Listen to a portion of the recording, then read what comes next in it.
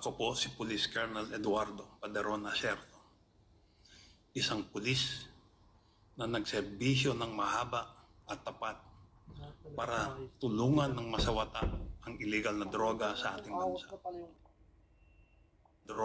ating bansa. Matagal akong naging drug enforcement operative at natalaga ako bilang Deputy Director ng PNP, Anti-Illegal Drug Group at PNP, Drug Enforcement Group. Ako din po ang parehong Police Colonel Acerto na matagal nang ipinapahanap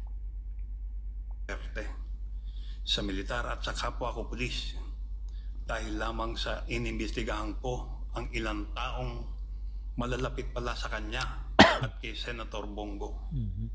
Ako po at ang kasamahan kong si Police Captain Lito Perote ang nakadiskubre Wala sa na mga yun illegal si na Perote. aktibidad Parang at usok. gumawa ng report tungkol kay Michael Yang at Alan Lim, mga personalidad sa illegal na droga na laging nakikita nakasama ni Pangulong Duterte at ni Senator Bongo. Dinukot na po nila si Perote at malamang patay na. Inilalabas ko ang video na ito upang linawin ang ilang puntong naririnig ko mula sa pagdinig sa Senado tungkol sa Parmalee. Yung mga overpriced na face mask at face shield. Gusto ko ding sagutin ang mga akusasyon na ibinabato sa akin Grabe. ni Pangulong Duterte at ang mga kampo nito, at upang ipaliwanag sa mga kapwa ko Pilipino kung gaano na tayo niloloko sa mga kasinungalingan ng gobyernong Duterte. Unang-una sa lahat, huwag sana kayong maniniwala sa mga ipinupukol sa aking mga kasinungalingan. Hindi po ako protektor ng sindikato ng droga. Hindi ako kidnapper. Wala akong dinukot at pinaransom ng mga drug personalities, lalo na ng mga Chinese. Hindi ako involved sa pagdukot at pagpatay sa Koreanong si GEQ. Hindi ako ang direct commander or supervisor ni Superintendent Dumlao at SPO3 Santa Isabel. Hindi ko sila tauhan. Hindi ako nag-smuggle ng AK-47.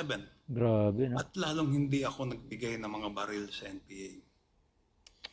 Hindi ko inagaw ang search warrant operation sa Domoy Shabu Laboratory. To my fellow PMAers, especially my immediate upperclassmen, underclassmen, and my classmate, all right ako dito. Mr. Duterte, may drama pa kayo? At bakit defensive kayo? Tropa ko ang ang aplikante at deponent ng search warrant. Gabi ng December 29, 2004, alam mo na, Pangulong Duterte, na may search warrant na kami. Ang utos mo nga ay sunugin ang Shabu Laboratory, pero hindi ako pumayag. Huwag mong itatanggi ito kasi nagpasabi kami sa iyo bago namin isinagawa yung raid.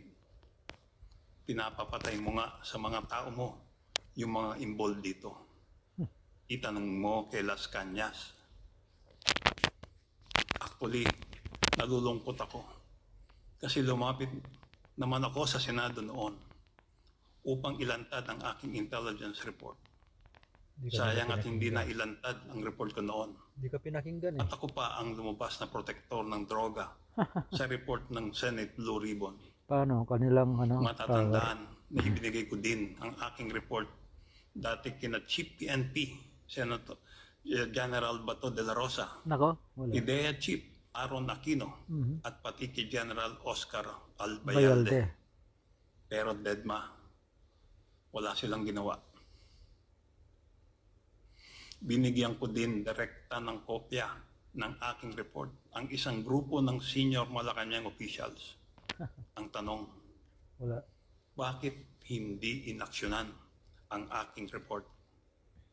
Bakit imbis na imbestigahan ang aking mga sinasabi, ako ang idiniin ninyo? Inutos pa ni Duterte na patayin ako. Kung Protector hindi eh. tinago ang report ko Paano yun? kay Michael Yang at Alan Lim, hindi nangyari ang korupsyon ng Parmalee. Walang nanakaw na pera ng bayan. Hindi nalagay sa panganib ang buhay ng mga healthcare workers natin dahil sa delayed, substandard o expired na face mask at face shield. Baka hindi sana maraming namatay na Pilipino. Napakaswerte nila Michael Yang at Alan Lim. Hindi nila kailangang idepensa ang sarili nila kasi si Atty. Duterte at mga alipores niya Ang ang abogado. abogado at tagapagtanggol nila.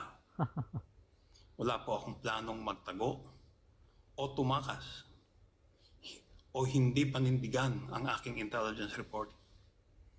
3 beses po akong umattend sa Senate Blue Ribbon hearing. Nung una, may catheter pa ako noon. Yung pangalawa, late afternoon o sa gabi yun, sa loob ng opisina ni Senator Gordon sa Blue Ribbon, kasama ang aking abogado na si Atty. Rafael Calinisan. Ibinigay ko kay Senator Gordon ang report tungkol kay Michael Yang at Alan Lim. May mga stenographer doon Walang ginawa. at napakaraming abogado at staff ni Senator Gordon.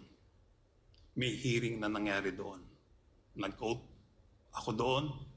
May minutes pa yung hearing na yon. Yung pangatlo, scheduled Blue Ribbon hearing na last kong naatinan noon.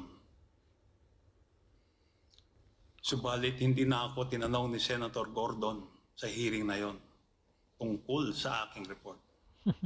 Sa mga sumunod na hearing, Hukus-pukus. hindi na po ako naka-attend dahil ipinapapatay na ako. At ang balak is ambusin ako after ng hearing sa Senado. Wala man lang ano? Nakikiusap po ako kay Senator Gordon at sa Blue Ribbon Committee na isa publiko ang aking intelligence report tungkol kay Bakit Michael Yang Hindi at nila. Alan Lim. Pati yung mga picture na ibinigay ko sa inyo, mga takot ang mga... isa publiko nyo na din po. Pati yung transcript nung hearing nung inabot ko kay Senator Gordon ang intelligence report kina Michael Yang at Alan Lim. Isa publiko nyo na rin po. Sigurado naman po ngayon, nakikita ninyo na nagsasabi ako ng katotohanan at lumalabas na ang katotohanan. Nakikiusap din ako sa Blue Ribbon Committee na i-revisit ang kanilang rekomendasyon sa kanilang report na kasuhan ako. Inosente po ako dito. Nagtrabaho lang po ako at nag-imbestiga. Hindi po ako yung drug lord. Sina Michael Yang po, si Alan Lim, sila po ang mga drug lord. Kasama yung mga protector nito na sina Senator Bongo Patay tayo at dyan. Presidente Duterte. Nako. Dalawa sa mga kasamahan ko na humarap sa Senate Blue Ribbon hearing, si retired Captain Lito Perote Wala na ay yan. persahang dinukot sa Bacolod Baka pinatay na hanggang nga ngayon yan. nawawala pa. Mhm. At si retired Master Sergeant Jerry Liwanag ay pinagbabaril at Bulacan. napatay sa Bulacan. Tama, sa Bulacan yan. Pareho walang masusing investigasyon. Mhm. Nakiusap din po sana ako sa Senado na imbestigahan kung bakit hindi inilabas at inaksyonan ang aking report ni General Bato, Aquino at Albayalde. Bakit hindi inaksyonan ng palasyo ang report ko? Kasama sana yan eh. Gobyerno Tuloy dati. po ang paghahanap sa akin para patayin upang itago ang katotohanan. Maaaring mapatay nila ako, pero ang katotohanan ay hinding-hindi mapapatay o maitatago. Nakikiusap po ako sa taong bayan, magising at mamulat na po tayo sa mga kasinungalingan at korupsyon ng gobyernong Duterte. Kapag namulat ka sa totohanan, kasalanan na ang pumikit at walang gawin. Patnubayan nawa ng Panginoon Diyos ang mahal nating bansa. Mabuhay ang Pilipinas.